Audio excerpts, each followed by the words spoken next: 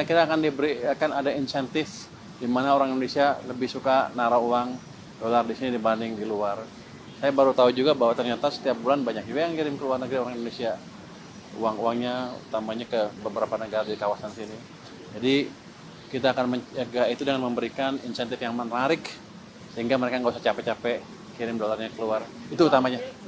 Mungkin sekarang memang membaik, tapi kita masih ngelihat ada yang masih bergerak keluar.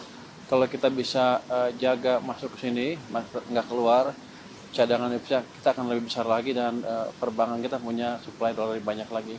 Dan nanti proyek-proyek yang hilirisasi kan biasanya perlunya dolar financing kan, dananya ada di sini dengan bunga yang cukup baik dan yang untung adalah perbankan dalam negeri sendiri. Jadi uangnya nggak kemana-mana. Itu kira-kira rencananya. Saya nggak tahu bisa ngomong apa ya, kira-kira begitulah.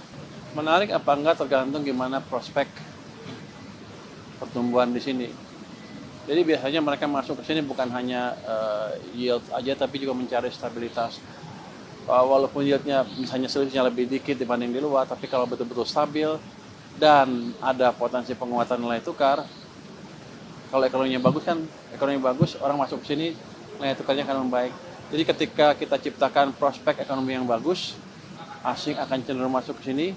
Kalau yield dalam rupiah term, dalam nominal term angkanya itu turun dibanding sebelumnya, tapi ada potensial gain yang lain dari tadi harga obligasinya sendiri meningkat ditambah apresiasi nilai tukar. Itu amat menarik.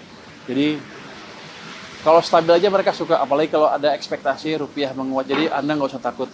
Selama kita bisa menciptakan prospek pertumbuhan ekonomi yang bagus, mereka akan masuk.